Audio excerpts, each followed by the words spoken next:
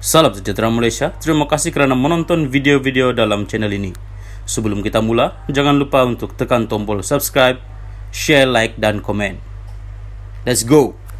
Salam sejahtera dan selamat pagi kepada semua pendengar. Berita panas hari ini. Penyokong PN patut tanya kenapa Muhyiddin cuba curi MP Rafizi. Penyokong Perikatan Nasional harus mempersoalkan langkah pemimpin mereka Muhyiddin Yassin dalam cubaan mencuri 10 ahli parlimen daripada BN untuk membentuk kerajaan, kata Timbalan Presiden PKR Rafizi Ramli.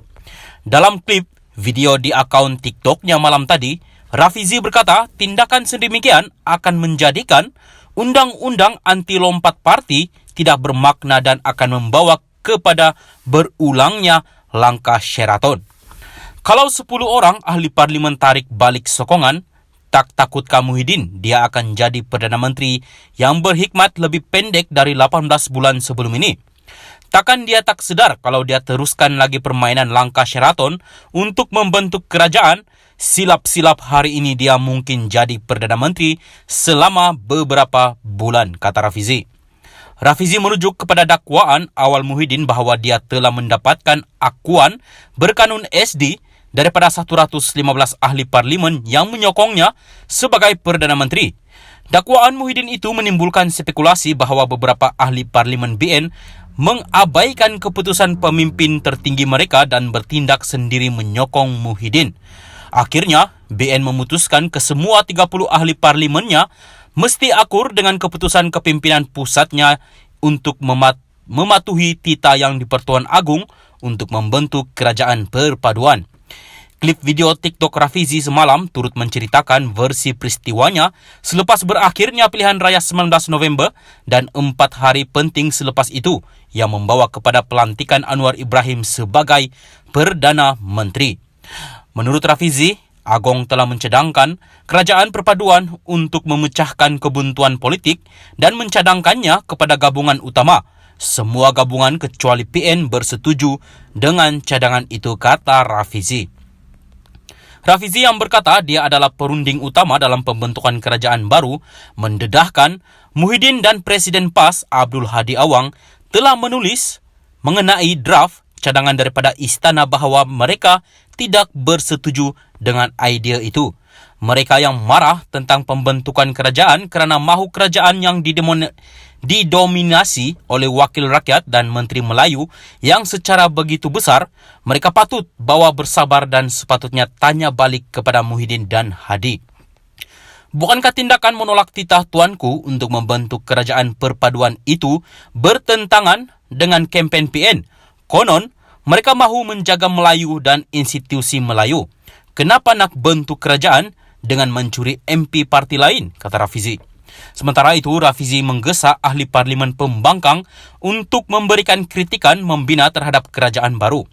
Kalau ada penyelewengan pada pihak kami, bongkarlah seperti yang saya buat dahulu. Kalau boleh, sampai pecah rekod, saya masuk lokap berkali-kali dan sampai kena saman 16 kali. Kalau boleh pecah rekod itu, lebih baik berbahasalah secara berilmiah dan baik dengan bawa idea yang baru, katanya. Rafizi ialah ahli parlimen Pandan dan Menteri Kabinet bagi ekonomi. Salam sejahtera dan selamat pagi kepada semua pendengar. Berita panas hari ini. Penyokong PN patut tanya kenapa Muhyiddin cuba curi MP Rafizi. Penyokong Perikatan Nasional harus mempersoalkan langkah pemimpin mereka Muhyiddin Yassin dalam cubaan mencuri 10 ahli parlimen daripada BN untuk membentuk kerajaan, kata Timbalan Presiden PKR Rafizi Ramli.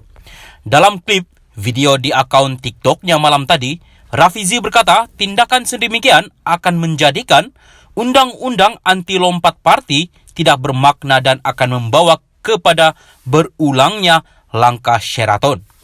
Kalau 10 orang ahli parlimen tarik balik sokongan, tak takutkah Muhyiddin dia akan jadi Perdana Menteri yang berhikmat lebih pendek dari 18 bulan sebelum ini? Takkan dia tak sedar kalau dia teruskan lagi permainan langkah Sheraton untuk membentuk kerajaan?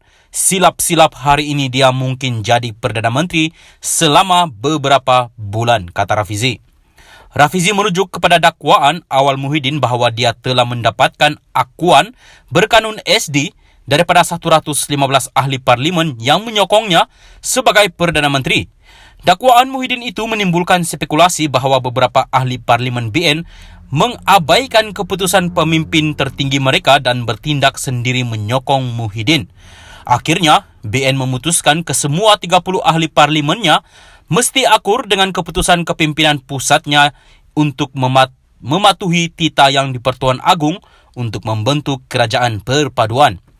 Klip video TikTok Rafizi semalam turut menceritakan versi peristiwanya selepas berakhirnya pilihan raya 19 November dan 4 hari penting selepas itu yang membawa kepada pelantikan Anwar Ibrahim sebagai Perdana Menteri.